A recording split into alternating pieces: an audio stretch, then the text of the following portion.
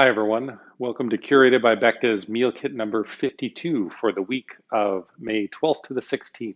Thanks so much for ordering this week. Thanks for being here. And can you believe it has been 52 weeks of these meal kits? It's incredible to me. We have served between our three restaurants and curated almost 17,000 meal kits over the last 52 weeks. And we are just so grateful for all of your amazing support. We have a really special meal for you tonight. It's going to take a little bit more preparing, a little bit more time, and a couple more dishes. So my apologies in advance. Last week was super easy for cleanup. Today, a little bit more, but really complex, wonderful flavors. So I'm going to go ahead and get started because we've got 18 minutes of beef cooking. So you want to get your pan medium high. If you don't have a cast iron pan, especially if you're going to be doing these curated by Becta meals for a while, which I really hope you do, cast iron is the way to go on so many things, especially when you need to sear them. So we're going to do, let me make sure I get it correctly. Seasoned beef with salt and pepper, sear on all sides of the pan with 2 tablespoons of oil per person. I use grapeseed oil because it has a really high smoking content. And I have been told that my hood fan is not super loud, so I have people reach out to us and ask for kitchen advice because they're building new kitchens. So feel free, if you want to send me a note at yum@becta.com and you're building a new kitchen, I'd be happy to give you a little advice on the stovetop because I've got some gas, I've got some induction, I've got 2 ovens for, one for warming and one for heating. So you want to season the beef nicely on all sides. And this looks amazing, and it smells amazing too. Okay, add some pepper, and I see the oil starting to heat up. So in the pan. So the searing shouldn't take longer than about 2 or 3 minutes. You just want to get a nice crust on it. We've done all the cooking for it. A long overnight red wine braise in a sous vide machine. That is great. I knew that the beef would be cooking a long time, so I haven't really started much on the other stuff. I haven't even put things in pots tonight so that we can do it together. So with the beef, you just want to make sure it doesn't fall apart because it is very delicate. It's fall off the bone, which is what you want. You want to get a nice sear. So high heat on that one. And then we'll work on the seared halloumi afterwards. Make sure your oven is 425 degrees. And the other thing that's very important that we figured out this week when a customer complained that their lobster last week was too salty, we realized that we never mentioned unsalted butter. Please always, with our recipes, use unsalted butter. And really, it's just a better thing to cook with because you can actually control the amount of salt. Because when you buy salted butter, it actually varies. And another reason why they salt butter is to preserve it longer. So oftentimes you're getting butter that's not as fresh as unsalted butter, which they're turning over more quickly. So keep that in mind. So again, we just want a nice little sear on all of the sides. And then we're going to throw it in the oven. There might be a couple little pieces that fall off. Don't worry about that. They'll caramelize up nicely. And I want to make sure that I've got this. So we're going to add 1 tablespoon of unsalted butter per person, and we're going to cover the pan with either a lid or foil. In this case, I am going to use a lid. Make sure that guy works. Yep, that guy is going to work nicely. I've got another cast iron pan that is there ready to go for our halloumi.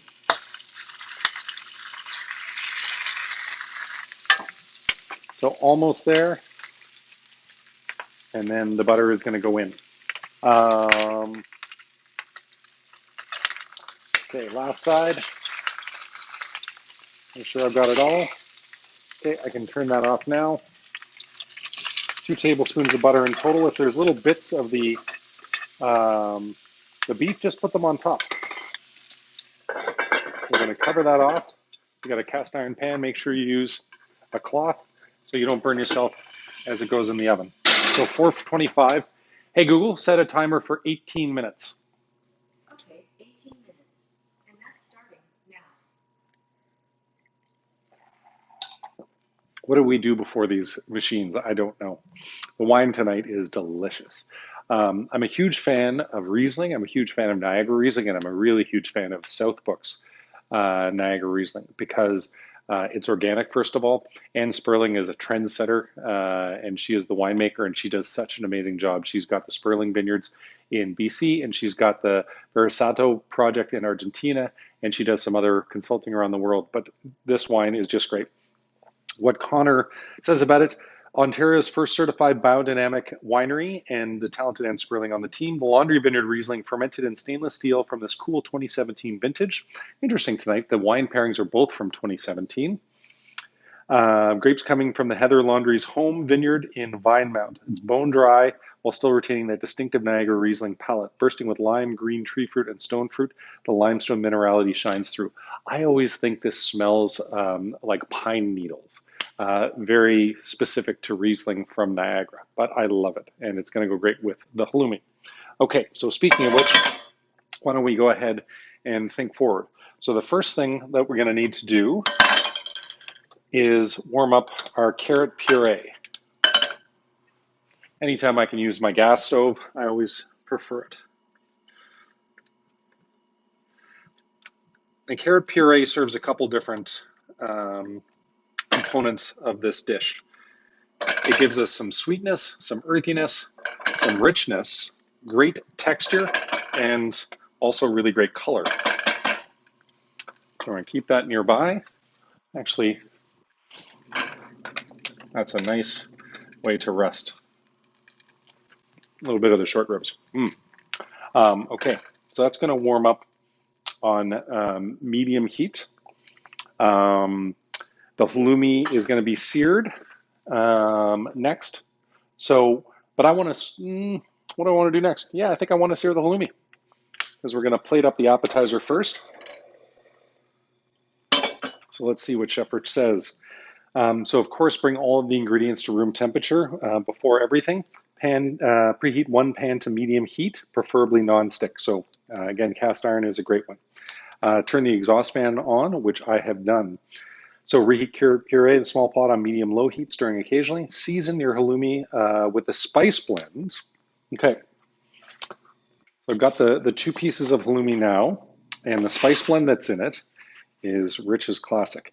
Now, this is where you guys get to determine how much spice you want. If you like a lot of spice, then throw a lot on there. And if you don't like things spicy, then you could omit this or just don't put a lot of it on. So both sides. I like using the container so we don't have to dirty more dishes. Same thing with the radicchio. I'm going to toss it in the container that it came in. Okay, that's probably my piece versus my son's because it's got a little more spice to it. Okay, groovy. So we send you with way too much spice blend. You don't need to use it all.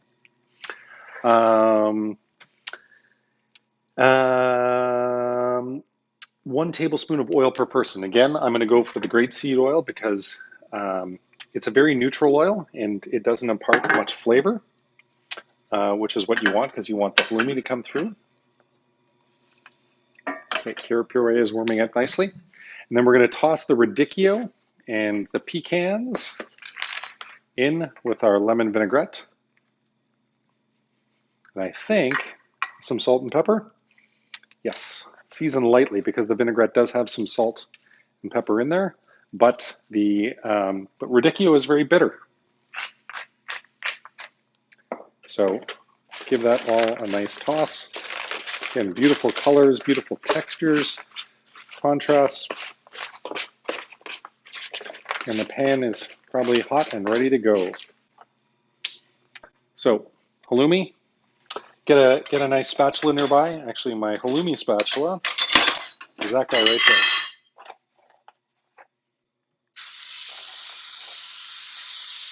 Probably a little hot because we don't want it to burn or melt away. So just about 2 minutes on each side, and then we're gonna be good to go. Carrot puree, make sure it's not burning. You just turn that off. The heat of the pan will just continue warming it up. And you shouldn't need to season this at all. The carrot puree should be good to go.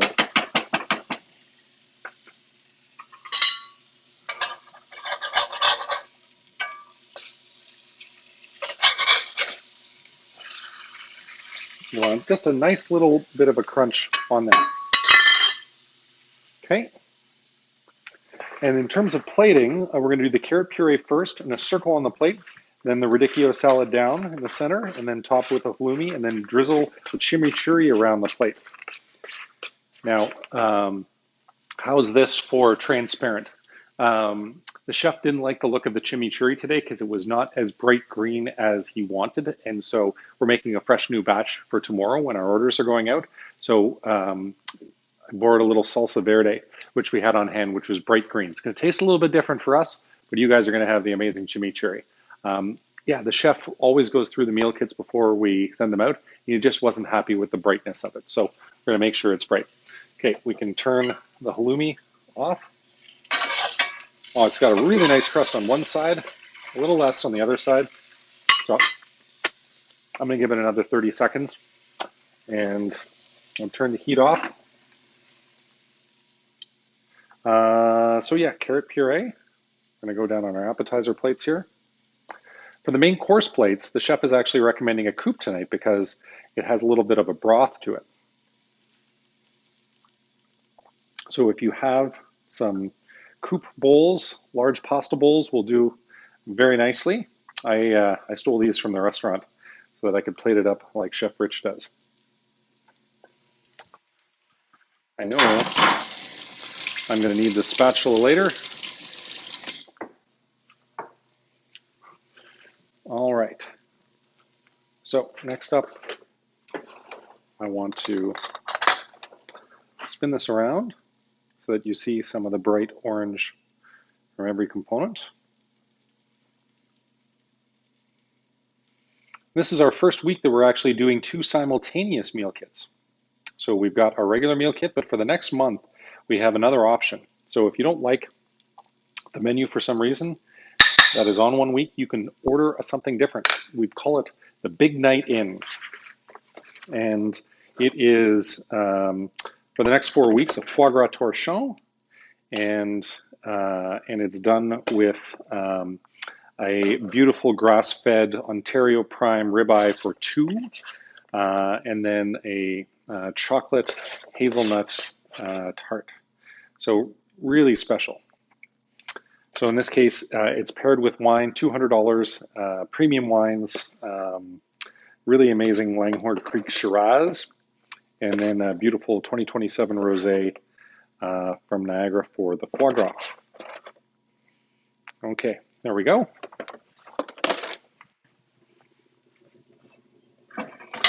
Now our halloumi, looking great. I don't say so myself. Yeah, that's the better side. Figure out the one that has the better crust, and that's the one you put on top. Okay, we can turn the hood fan off now because I've done smoking everything. You don't need to season the halloumi because it is nice and salty. If you haven't had halloumi, it's a cheese from Cyprus, and it's very squeaky, and it allows you to pan-sear. Top halloumi, drizzle with chimichurri on top and around the plate. In this case, my salsa verde, but that's just between us.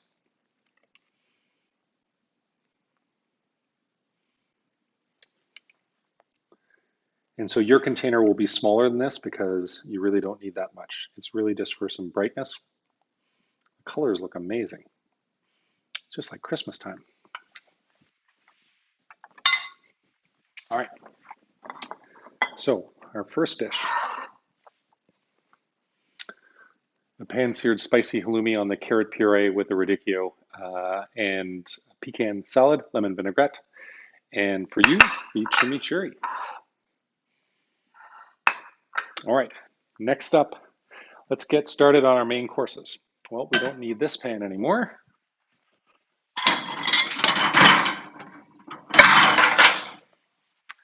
All right, so I have my gas back so I can use that for the veg.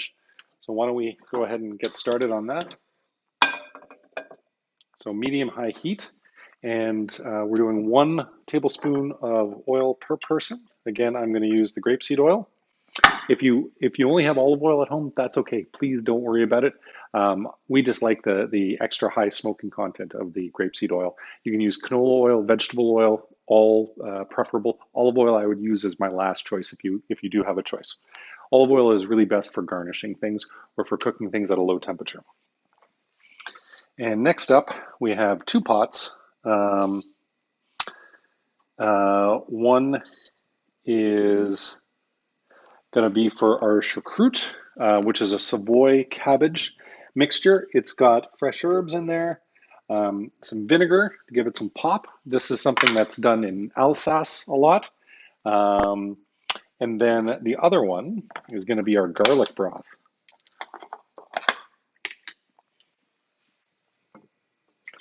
Get that warming up nicely. That's probably more broth than we need, but who knows?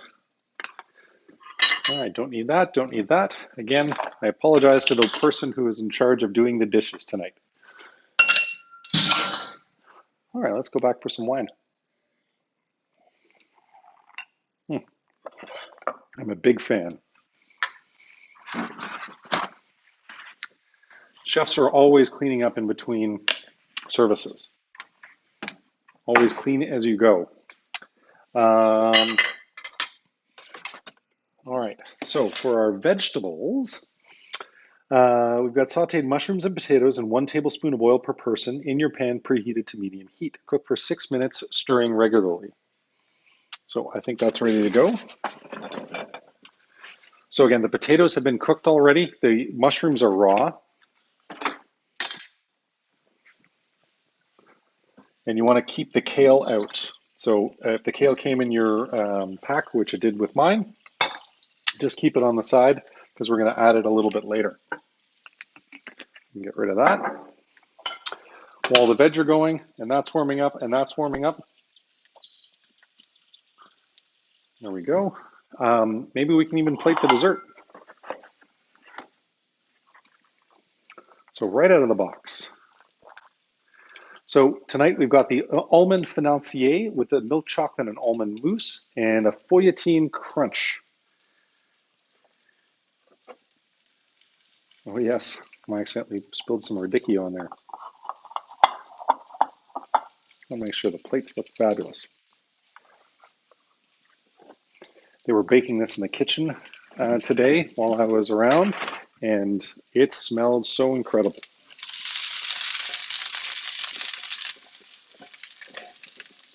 Don't forget to season this. Sometimes I do that.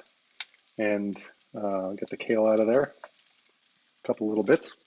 You can season it now. You can season it at the end. I'm going to season it now so I don't forget, and I'm going to probably season a little bit at the end for the kale as well. All right. So for dessert, I'm just going to sprinkle the feuilletine crunch. Texture is so important, especially with dessert. You need a crunch.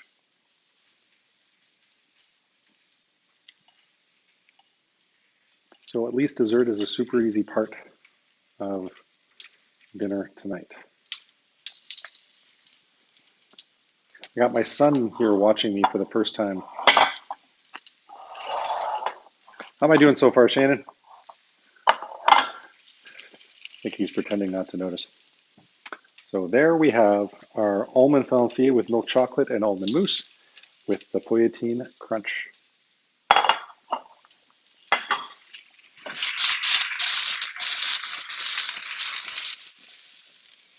Turn that down a little bit. So I've got some butter at the ready. There needs a little bit more crunch in this guy. You can use it all if you want. That's all right. We're not holding it against you. I just want to make sure that the photograph sees the lovely distinction between the mousse and the crunch. So let me talk about the red wine tonight. This is one that has featured heavily in our curated by Bechtel wine cases, curated wine cases. It's from one of my favorite wineries. It's in Stellenbosch, South Africa, which we went and visited a few years ago when we could all travel. Graceland is the name of the winery. The winery was named Graceland because the owner loves Elvis Presley. Um, and we carry their Cabernet for years and years and years. And more recently, they released this color field blend to us in Canada, which is mostly Merlot. So in this case, it's 79% Merlot, 17% Shiraz, and a little bit of Cabernet. Low intervention and traditional production methods are used. This wine is fruit forward with balances of notes of cherry, cassis, and vanilla. It's really tasty. What I always really like about this wine is that they release it later. So this is the 2017, but the vintage we just got off Bob was the 2014. So you really see some aged qualities to the wine that you can only find in a wine with a bunch of years under its belt.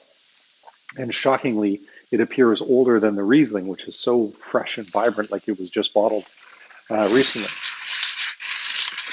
A little bit of this. I'm going to turn the heat down now, as we're probably coming along soon. Let's make sure this guys are reheating well. So I am going to tell you a little hack that Chef Rich told me. If you want to save on some dishes, you can take the beef after you've seared it, put it in with the potatoes in the pot with the garlic broth, and you can actually reheat it there. He said that's a great way if you want to use less butter. So we put some butter in the pan with the beef. So if you just want to use the broth to warm it up, you can absolutely do that. So put the potatoes actually in there with the beef, and that way you save at least one pot. But definitely do the choucroute on the side, because it's going to heat up at a different rate than the rest of the dinner.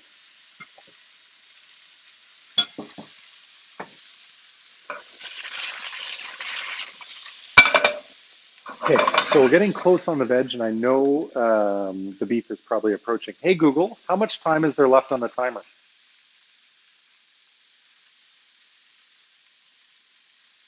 I don't think the machine liked that one, but I know we're close.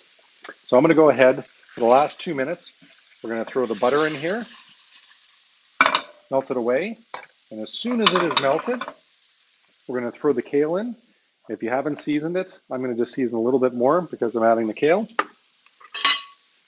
This is going to be for the beef. Don't need my knife.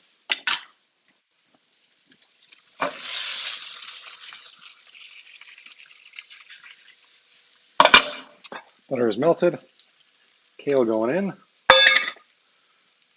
Just going to rip this up so it's slightly smaller sizes. To each his own on the kale. To each her own. Perfect timing. Hey Google, off. Always forgot to turn the oven off. Okay, so to plate, the mushrooms, potatoes, and kale in the dinner bowl or coupe, followed by your warm choucroute. Next, plate your short rib on top, and then pour the broth on top of the whole thing. This is going to be one hot pan. Oh, man, does that look good. Wow. So because I've got that on my cutting board, let me get a trivet here for my veg and a nice non-stick tongs. I might offer to come over to your house and actually do some dishes. There's a lot compared to normal. I'm going to turn this guy off.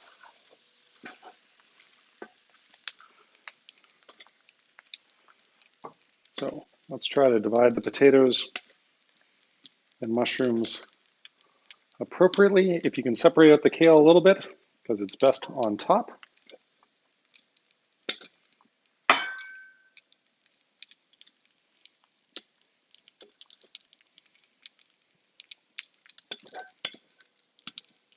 Oh man, the short rib smells amazing. Now make sure you get some of the kale on the outside so that you can see the pretty colors. You know, I never thought I would be doing cooking shows every week. Okay, choucroute next. Again, this is going to give it the acid, and I'm going to have it sort of tucked out so that we can see all the different components when the short ribs go on top. It gets a real nice vinegary smell to it, and the mustard and the herbs. Okay, so short ribs next. I want to get a spatula for this, I think, so that all the good deliciousness comes out of there. I'm going to have some butter to finish off afterwards. On the nicest caramelized side, I'm going to put this over here so that it doesn't set my stovetop beeping off. And again, you should have seasoned everything already. And the last part is our garlic broth. That's going to go right over top, and it's going to sort of cover everything below. That beautiful broth. It's like brodo. It's like close to my heart. You can use it all. You can use a little less, whatever you like. All right, here's our guy. So our red wine braised short ribs with the garlic broth, the choucroute, the smashed potatoes, cremini mushrooms, and kale. Guys, thanks for joining. Thanks for all of your incredible support over the last 52 weeks. I hope you love your meal this week. I hope we get to do a big night out menu for you soon. And I hope this lockdown opens up so that we can see you on a patio maybe soon or inside eventually sometime this summer. Cheers to you all.